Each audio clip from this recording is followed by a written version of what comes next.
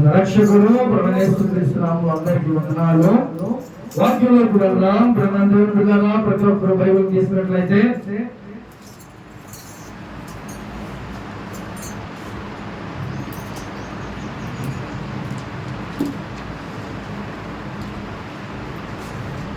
అందరూ బైబిల్ తీసుకున్నట్లయితే గలతీయులకు రాసిన పత్రిక 6వ అధ్యాయం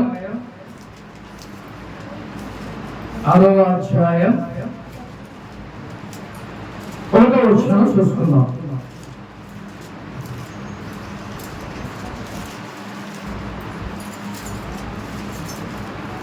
గలతీయులకు రాసిన పత్రిక 6వ అధ్యాయం 1వ వచనం చదువుకుందాం.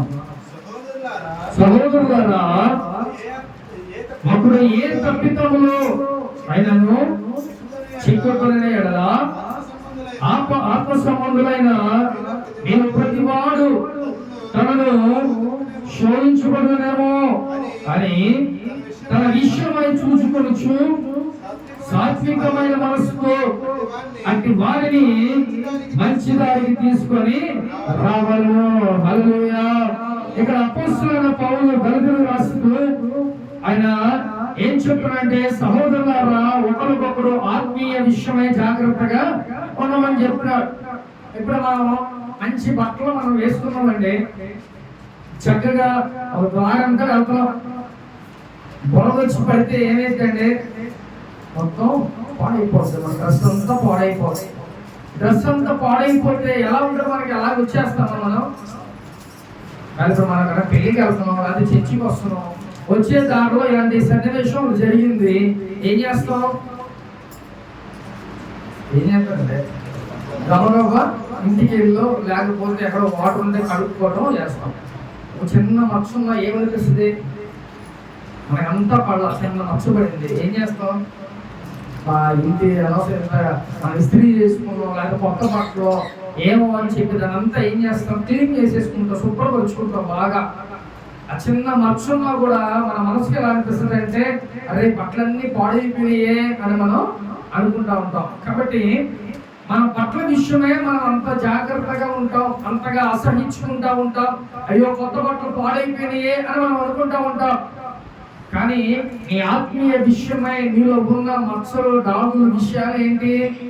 నీలో అనేకమైన మచ్చలు డాగులు ఉన్నాయి, అవి కడుక్కోవా, అవి తుడిచేసుకోవా? మన ఇంట్లో మొత్తం మన పొద్దున లెక్కన ఏం చేస్తాం, చక్కగా ఊడ్చుకుంటాం కదా. ఎందుకని చెప్పలేదండి సమాధానం.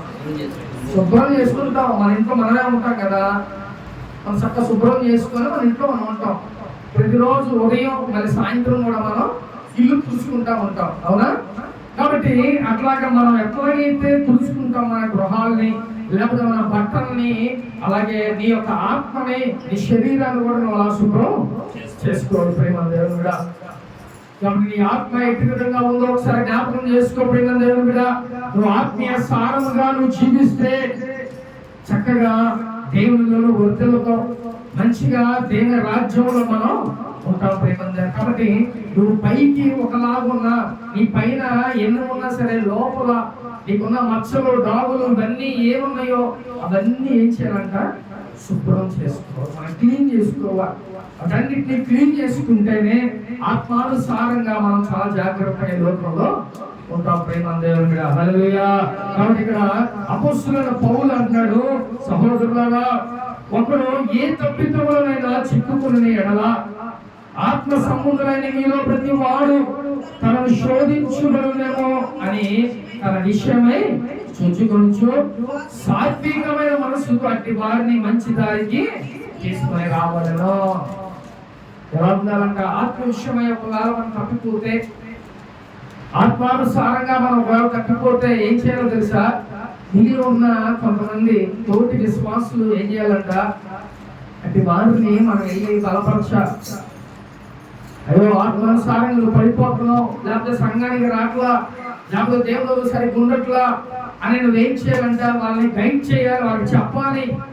చెప్పి వాళ్ళని పురుగొలిపి మళ్ళీ దేవుని సన్నిధికి నువ్వు తీసుకొచ్చేవారిలాగా ఉండాలి. కాబట్టి ఒకరికి ఒకరు ఎలా ఉండాలంట, పురుగొలుపుకునే వాళ్ళలాగా ఉండాలి.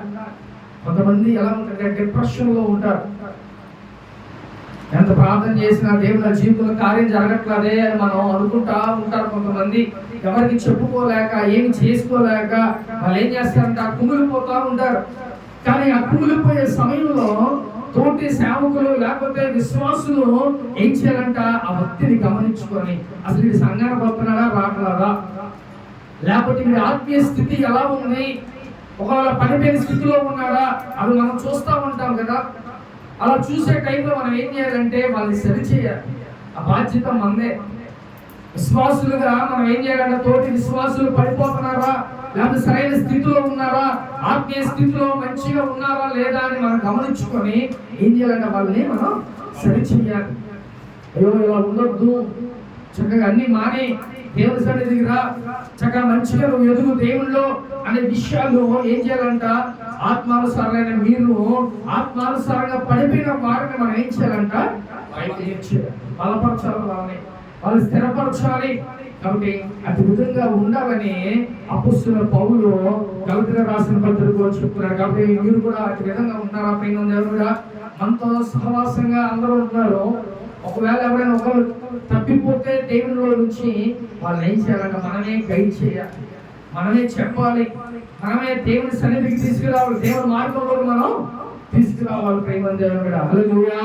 కాబట్టి ఒకవేళ అలా శోధించబడుతుంటే అలాగా ఆ దేవుని యొక్క ఆ దేవునిలో రాకుండా వాళ్ళు అలా శోధించబడుతూ ఆత్మ సంబంధమైన విషయంలో ప్రతి ఒక్కరు పడిపోతూ ఉంటే ఏం చేయాలంట, వారిని మంచి దారిలో తీసుకురావాలని మనం ఆశ కలిగి ఉండాలి. ప్రేమంజనుడా. కాబట్టి మనం ఎదుగుతూ అనేక మందిని ఏం చేయాలంట, మనం పురుకొల్పాలి, వాళ్ళ లేపాలి. అయ్యో వీళ్ళు పడిపోతున్నారేమో, వీళ్ళు పడిపోయే స్థితి నుంచి మనం లేపాలి, వాళ్ళ మంచి స్థితిలోకి తీసుకురావాలి, లేకపోతే మనతో పాటు వాళ్ళు కూడా ఉండాలి.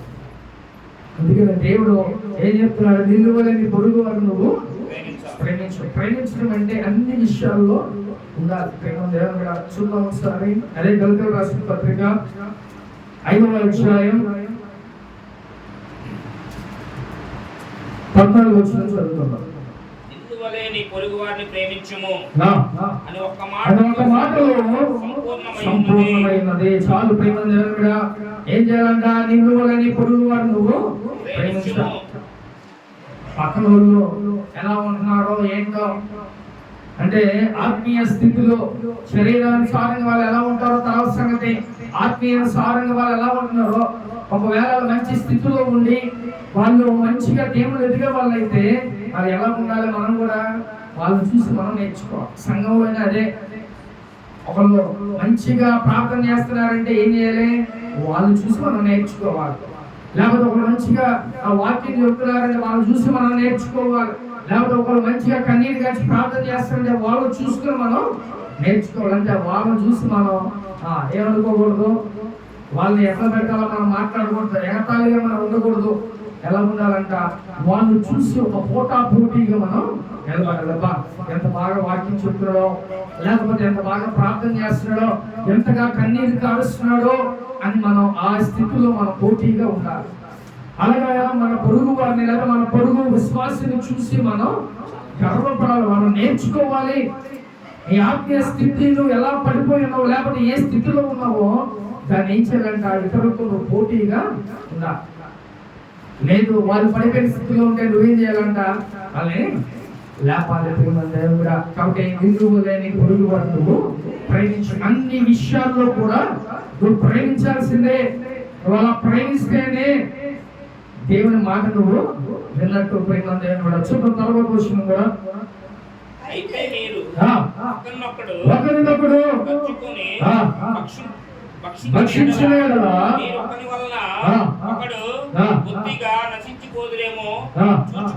చాలు. హల్లెలూయా. ఇక్కడ ఏం చెప్తున్నాడు, అయితే మీరు ఒకరికొకడు కలుచుకొని భక్షించిన మీరు ఒకరి వల్ల ఒకరు గుర్తుగా నశించుదురేమో చూసుకోండి. అంటే ఏం చెప్తున్నాడు ఇక్కడ, ఒకరికొకరు మనం బాగుంటేనేమో చక్కగా అతుక్కొని తిరుగుతూ ఉంటాం. ఒకవేళ అలా కాకుండా మన మధ్యలో అయిందనుకోండి ఎలా ఉంటుంది, మనం అసలు ఎట్లా ఉంటుంది అంటే అవన్నీ మర్చిపోతాం. ఇప్పుడున్న పగలు, ఇప్పుడేమో ఏర్షలో వీటినే మనం ఎత్తి పెడతాం, మాట్లాడుతూ ఉంటాం. అనేకమైన వాటి గురించి మనం ఇతరులకు చెబుతూ ఉంటాం. కాబట్టి అలా కాకుండా జాగ్రత్త పడమని దేవుడు మాట్లాడుతున్నాడు ప్రియమైన దేవుడు కూడా. కాబట్టి ఈ రోజు మనం ఏ స్థితిలో ఉన్నాం, మన పొరుగు వారిని చూసి మనం నేర్చుకోవాలి. లేదా మన పొరుగు వారు ఒకవేళ డౌన్ స్థితిలో, ఆత్మీయ స్థితిలో ఉన్నారేమో, వాళ్ళు మనం ఏం చేయాలంట, ముందు లిఫ్ట్ చేయాలి, వాళ్ళ పైకి లేపాలి. ఏదో ప్రార్థన చేసుకో, దేవుని సన్నిధికి రా, లేకపోతే దేవుని మాటలు విను, దేవుని ప్రకారం వాళ్ళు జీవించు అనే విషయాలు చెప్పగలిగితే వాళ్ళు ఎలా ఉంటారంట, ఆత్మీయానుసారంగా వాళ్ళు మంచి స్థితిలోకి వాళ్ళు వెళ్తారు ప్రియమైన దేవుడా. దానికి ఒకవేళ వాళ్ళు పడిపోయినా, వాళ్ళు నిలబడినా కారణం ఎవరవుతారు? మీరే అవుతారు. అందుకే పౌలు ఒకరికొకరు సహకరించుకోవాలి, ఒకరొకరు సపోర్ట్ చేసుకోవాలి, ఒకరికొకరు సహకరించుకొని చక్కగా దేవునిలోకి మనం ముందుకు సాగిపోవాలి ప్రియమైన దేవుని బిడ్డ. హల్లెలూయా. కాబట్టి అతి విధమైన స్థితిలో మనం ఉన్నామేమో ఒకసారి జ్ఞాపకం చేసుకో. చక్కగా మంచిగా దేవునిలో మనం ఎదగాలి.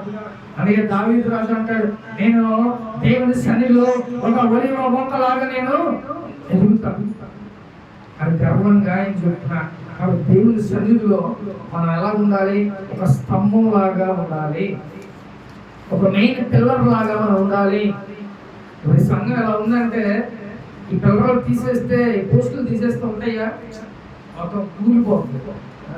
అలాగే మనం కూడా మనకు ఎవరికి వాళ్ళు నేను సంఘంలో ఒక పిల్లర్గా, నేను ఒక స్తంభం లాగా ఉండాలి అని కోరుకోవాలి. దేనికి కట్టలు చేయడాగా ఎలా ఉండాలంట, ఆత్మీయంగా పురుగొల్పాలి. నిన్ను చూసి నీ పక్కన వాళ్ళు కూడా, నీ పక్కన విశ్వాసం కూడా ఎలా ఉండాలి, అది ఎంత బాగా ప్రార్థన చేస్తున్నాడో, లేదా ఎంత బాగా పాటలు పాడుతున్నారో, ఎంత బాగా కన్నీరు కాచి ప్రార్థన చేస్తున్నారో, దేవుడు ఎంతగా లీనమైపోతున్నారో, ఇలాంటి విషయాల్లో మనం పోటీ పడాలి. అలాగా దేవుని సన్నిధిలో మనం ఒక పిల్లర్స్గా మంచిగా సంఘంలో మనం ఒక దర్శనం చెప్పేలాగా, సంఘంలో మంచిగా ఆరాధన చేసేలాగా, సంఘంలో ఒక ప్రార్థన పరురాలుగా మనం ఉండాలి ప్రియమందే ఉంటారు. అందుకని సంఘానికి ఎంతకాలం వస్తా ఉంటే మనం ఏం నేర్చుకుంటా ఉంటాం. ఒకసారి జ్ఞాపకం చేసుకుని ప్రేమ దేవుడిగా గొప్పగా మనం ఆత్మీయ స్థితిలో మంచిగా ఉండాలని పౌలు మాట్లాడుతున్నారు. కాబట్టి ఒకవేళ ఎవరైనా పడిపోయిన స్థితిలో ఉంటే వాళ్ళు నువ్వు చేయమని చెప్పి మాట్లాడుతున్నారు. దావీదు రాజు కూడా ఆయన తప్పు చేస్తే ఏం చేశాడంట, నాతాను ప్రవక్తను పంపించి ఏం చేశాడు తెలుసా, హెచ్చరించాడు. దావీదు నువ్వు తప్పు చేస్తున్నావు అని సూటిగా. రాజు అయినా కూడా సేవకులకి భయమా? ఏమంటే దేవుడే సేవకుల తర్వాతే ఎవరైనా. కాబట్టి ఆ నాతాను ప్రవక్త డైరెక్ట్ గా దావీదు దగ్గరికి వెళ్ళి, దావీదు నువ్వు తప్పు చేస్తున్నావు అని డైరెక్ట్ గా చెప్పాడు.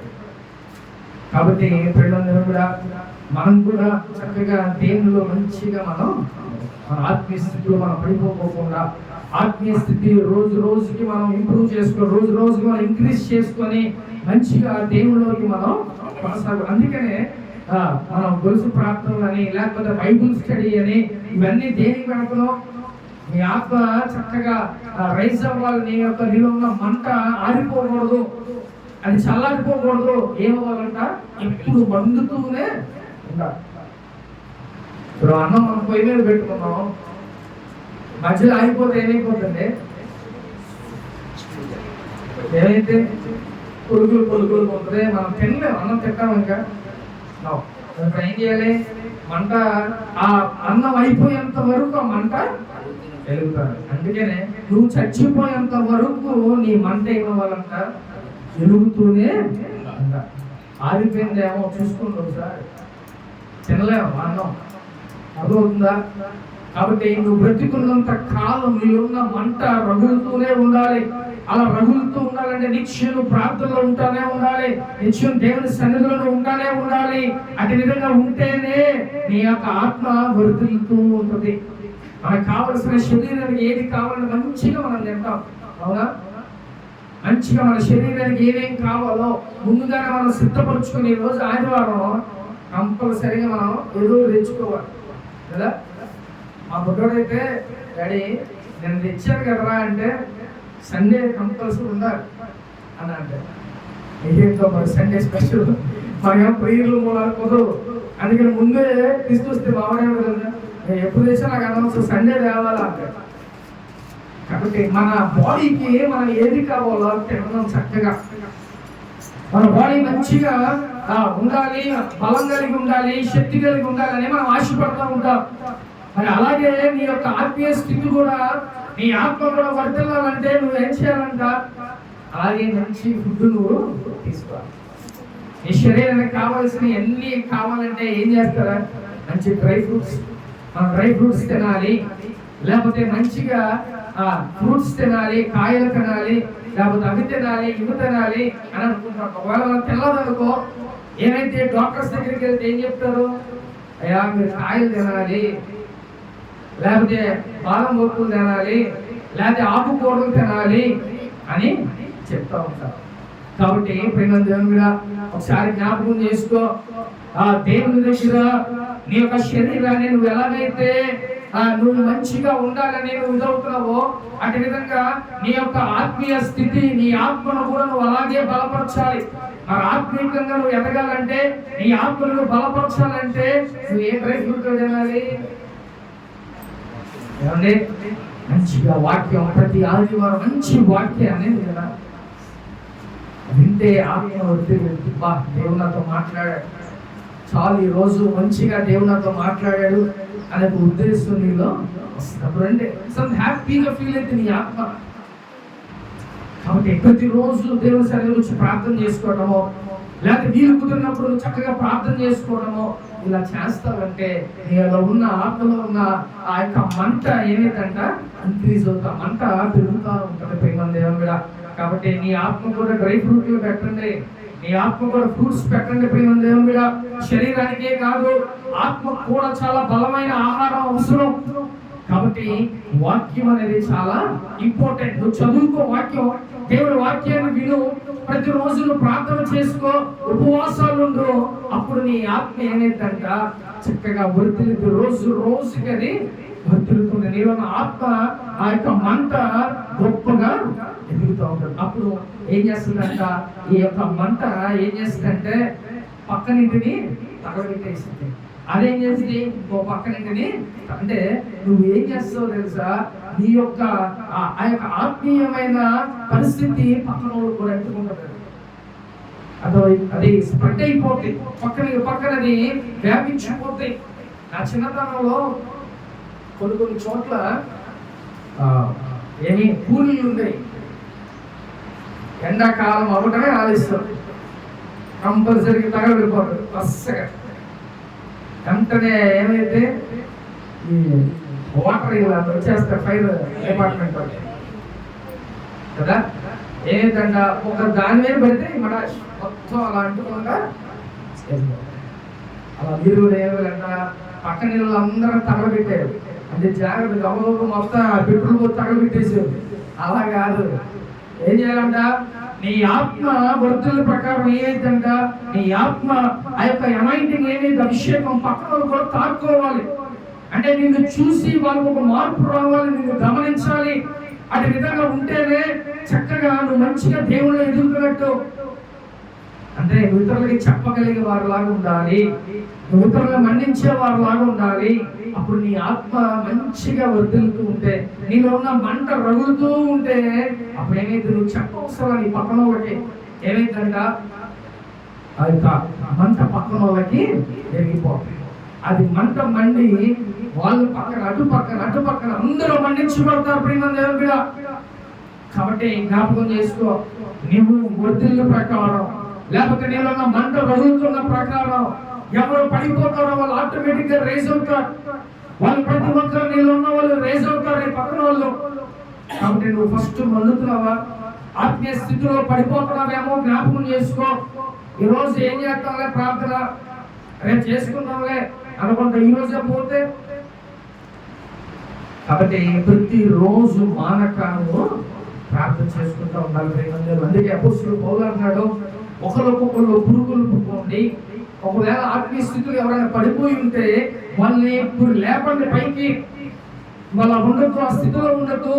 దయచేసి మంచిగా ఆ దేవుళ్ళకు ఉండాలి, మంచిగా ప్రార్థన చేసుకోవాలి, మంచిగా వాక్యం చదువుకోవాలి అనే విషయాలు మనలో ఉన్న వాళ్ళు తెలియచారు. కాబట్టి మొట్టమొదటిగా అలా చెప్పాలంటే నీ ఆత్మ ఏమనంట మంచిగా నీలో ఉన్న ఫైర్ ఎప్పుడు ఆ మంట ఆరిపోకుండా ఉండాలి ప్రేమ దేవుడా. కాబట్టి చల్లారిపోయిందో లేకపోతే వేడిగా ఉందో ఒకసారి జ్ఞాపకం చేసుకోండి ప్రేమ దేవుని బిడ్డలారా. చల్లారిపోతే కష్టం. కొంచెం అక్కడక్కడ నిప్పులు వెలుగుతూ ఉంటే ఎలాగో ఊది మంటలు రాకపోవచ్చు. అసలు పూర్తిగా చల్లారిపోయింది అనుకో పూర్తిగా ఇక లోపంలో పడిపోతారు, నాశనం అయిపోతారు. కాబట్టి జాగ్రత్త. నీలో ఉన్న మంటని ఎప్పటికప్పుడు నువ్వు రగిలించుకున్నావు. అలా రగలాలి అంటే ఆత్మ రోజు నువ్వు దేవుని దగ్గర ప్రార్థన చేయి, రోజు బైబిల్ చదువుకో, దేవుని మాటలు విను, దాని ప్రకారం నడుచుకో. అప్పుడు నీలో ఉన్న ఫైర్ అది నీకు కనబడకపోవచ్చు, కానీ నీలో ఏమైందంటే అది రగులుతా ఉంటుంది, అది ఫైర్ అవుతా ఉంటుంది. కాబట్టి ప్రియమైనదిగా అలా నువ్వు రగిలించబడాలంటే చక్కగా నువ్వు ప్రతిరోజు ప్రార్థన చేసుకో, దేవుని మాటలు విను, దేవుని నడుచుకో. అప్పుడు నిన్ను చూసి నువ్వు చెప్పవసరంలా, నిన్ను చూసి నీ పక్కన వాళ్ళే ఏమవుతారు, మారిపోతారు. అయ్యో ఇటు పరిస్థితుల్లో ఉన్నారు, వాళ్ళు మంచిగా దేవుళ్ళు ఉంటున్నారు, మనం కూడా ఆ స్థితిలో ఉంటే బాగుండు అనే మనస్తత్వం మనకి వచ్చేస్తుంది. కాబట్టి అది సంఘంలోనే అవ్వచ్చు, లేకపోతే నీ పరిసర ప్రాంతాల్లో అవ్వచ్చు, నీ ఇంటి చుట్టుపక్కల నీ ఏరియాలో అవ్వచ్చు. నువ్వు ఎలా ఉండాలంట ఎప్పుడు మండుతూనే ఉండాలి. ఒక క్రైస్తవుడు ఎప్పుడు మండుతూనే ఉండాలి. అలా మండుతూ ఉంటే చక్కగా ఆ మంట అనేక మందిని వెలిగిస్తుంది. కూడా అలా నువ్వు రగిలించబడుతున్నావా? ఒకవేళ అలా రగిలించబడకపోతే రగిలించబడు. ఎవరైతే పడిపోయారో, ఎవరైతే ఆరిపోయారో దేవుళ్ళు, వాళ్ళని ఏం చేయాలంట? మంటని నీళ్ళున్న మంటను ఫైర్ కొంచెం ఇంకొకరికి అందించాలి. అర్థమవుతుందా? మాకు అక్కడ పొయ్యిలు ఇచ్చామండి, ఇంకో చోట పొయ్యిలు ఏం చేయాలి? ఇక్కడ కట్టి తీసుకెళ్ళి అక్కడ పెడితే మళ్ళీ వీళ్ళు ఉన్న కట్టెని తీసి ఇంకొకరికి అందించాలి. అది అంతే. దేవుడు అపొస్తలుడైన పౌలు అదే మాట చెప్తున్నాడు గలతీయులకు రాస్తూ, కంపల్సరీ ఎవరైతే పడిపోయారో ఆత్మీయ స్థితిలో, ఎవరైతే దేవుళ్ళు పడిపోయి ఉన్నారో వాళ్ళని విడిచేయండి, మీరు వాళ్ళని లేపండి, వాళ్ళని బలపరచండి అని చెప్పి అపొస్తలుడైన పౌలు చెప్తున్నాడు ప్రేమ దేవుడా. కాబట్టి నువ్వు ఒకరిని దేవుని వైపు ఆకర్షించాలి అని అంటే ముందు నువ్వేమోవాలంట? గంటల గంటలు మనం ఏం చేయాలి? దేవుళ్ళు గడపాలి. గంటల గంటల టైం వేస్ట్ చేస్తూ ఉంటాం మనం. ముసలమ్మ ముచ్చట్లో మనకి ఎక్కువ సొల్లు ఎక్కువ చెప్పుకుంటూ ఉంటాం. ఎన్ని చెప్పుకోకూడదు, ఎంతవరకు మాట్లాడాలో అంతవరకే. దాన్ని కట్ చేసుకోవటం, ఎక్కువ సమయం నువ్వు ఖాళీగా ఉంటే దేవుడితో గడుపు. ఎన్ని వేస్ట్, అర్థమవుతుందా? కానీ ఇప్పుడు ఏమైపోయింది, అసలు ఫోన్లు వస్తే అదొకటి ఎంటర్టైన్మెంట్ మనకి. ఫోన్లు ఇప్పుడు వచ్చేసి ప్రతి ఒక్క చేతిలో, ఇంకా లెగిస్తే ఇంకా అదే యూట్యూబ్, ఫేస్బుక్, అంటే ఎక్కువ సమయం గడిపేస్తాం. ఎంతవరకు వాడుకోవాలో, ఎంతవరకు చూడాలో అంతవరకే. అర్థమవుతుందా? దాన్ని ఎంతవరకు యూజ్ చేయాలో అంతవరకే మనం యూజ్ చేయాలి. అధికంగా దాన్ని చూస్తే దాంట్లో ఏం ఉండదు, మనం ఉపయోగపడే ఒక్కటి ఉండవు. కాకపోతే మనం ఏం కోరుకుంటాం? లోకంలో ఏం జరుగుతుందా ఆతృత. ఇది కాదు మనకి. దేవుడు ఎంతవరకు మనం ఎదుగుతున్నాం అవి మనకు కావాలి. అంతేగాని ఇవన్నీ లోకపరమైన ఇవన్నీ ఆలోచనలు ఒక్కొక్కరికి బాగా చెవులు దూరం ఉంటాయి. ఏమి వినాలి? ప్రతి ఒక్కరు వాళ్ళు ఏమై మనకి ఎంత ఉంటే కమ్మగా ఉంటుంది. అలాంటి మనం ఉండకూడదు ప్రేమ దేవుడా. మనం ఏదో మనం ఎట్లా ఉండాలి, మన ఇంటి పరిస్థితి మనకి ఎలా ఉండాలి, లేకపోతే మనం దేవుళ్ళో ఎలా ఉన్నాము, లేకపోతే మనం ఇంకొకరిని దేవుని దగ్గరికి ఎలా తీసుకురావాలి, పడిపోయిన వారిని ఆత్మీయ స్థితిలో మళ్ళీ ఎలా వెలిగించాలి, ఇవన్నీ మనం చూసుకోవాలి. అంతేగాని మనం ఇతరుల విషయాలు అసలు మనకి అనవసరం ప్రేమ దేవుడా. హల్లెలూయా. కాబట్టి ఇక్కడ అపొస్తలుడైన పౌలు ఏమంటాడంట? ఆత్మీయంగా ఒకవేళ నువ్వు పడిపోయావేమో చూసుకో ఒకసారి. ఒకవేళ నీ పక్కన వాడు ఇరుగు పొరుగు వాళ్ళు అట్లా ఉంటే వాళ్ళని ఏం చేయమన్నాడంట? గురుగలుపు, వాళ్ళని మంచిగా దేవుడు నడిపించు ప్రేమ దేవుడు బిడ్డ. అలా ఉంటేనే చక్కగా దేవుడు మన ఒకరికొకరు దేవుడు గొప్ప స్థితిలో మనం ఉంటాం ప్రేమ దేవుడు బిడ్డ. హల్లెలూయా.